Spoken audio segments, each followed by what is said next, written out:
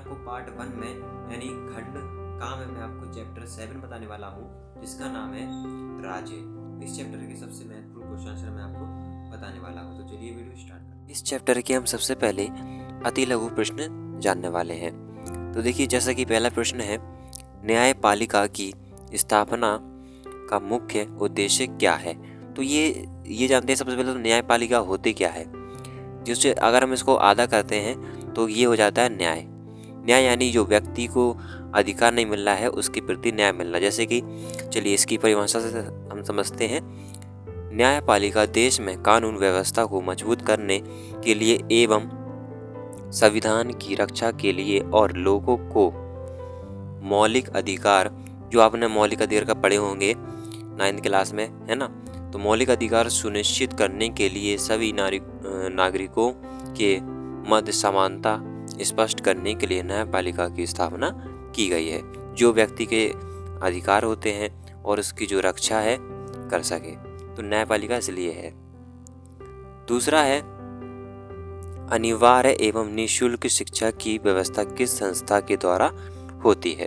तो संस्था है, जैसे कि जो राज्य सरकार है वही है संस्था।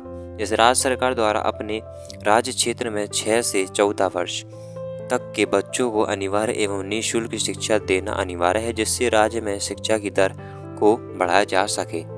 मतलब कि जो 6 से 14 वर्ष, जिसकी जो आयु है 6 से 14 वर्ष है, उनको बिना फीस लिए पढ़ाया जाए बच्चों को, जिससे कि शिक्षा की दर बढ़ सके, यानी शिक्षा के जो व्यक्ति हैं वो ज़्यादा पढ़ सकें, कोई अनपढ़ ना रहे।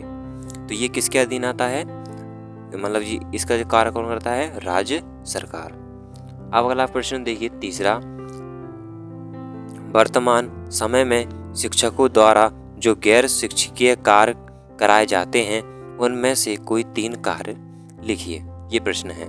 तो शिक्षकों द्वारा समय समय पर गैर शिक्षकीय कार्य कराए जाते हैं, जैसे जनगणना, यानी लोगों को गणना करना कितने लोग हैं, चुनाव नौकरी, चुनाव जब होते हैं तो उसमें एक नौकरी मिलती है काउंट करने के लिए, वोट, एवं मतदाता सूची को तैयार करने के लिए आदि। मतलब इस सब चीज़ों के लिए हम जो शिक्षिके होते हैं, गैर शिक्षकीय, उनको कार्य कराए जाते हैं।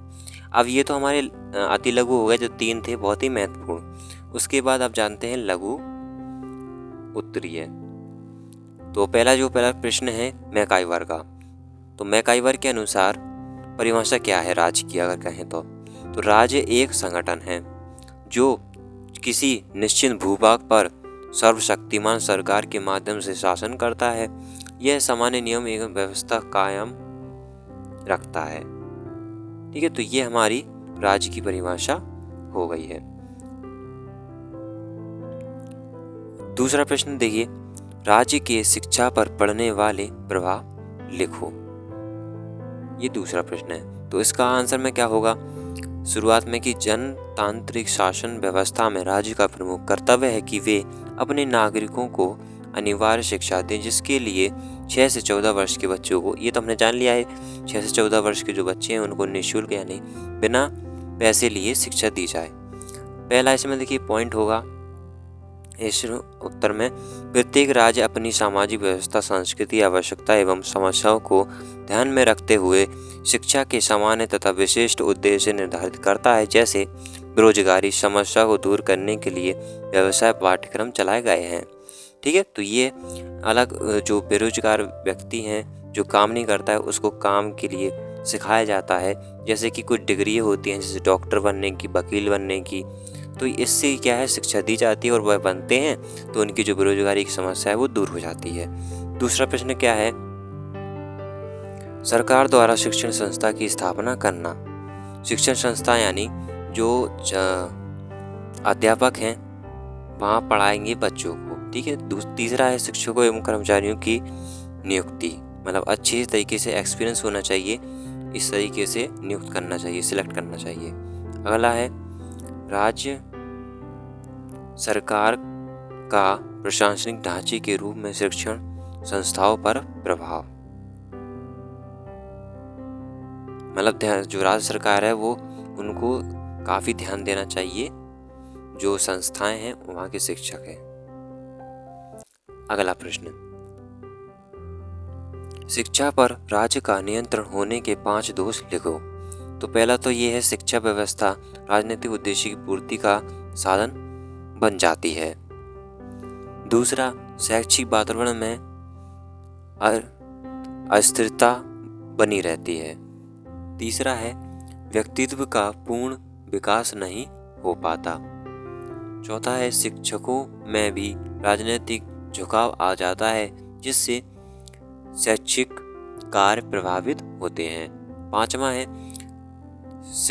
शिक्षकों द्वारा गैर शिक्षकीय कार्य कराए जाते हैं, जिससे शिक्षा स्तर गिरता है।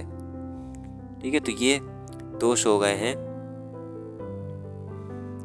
अब 4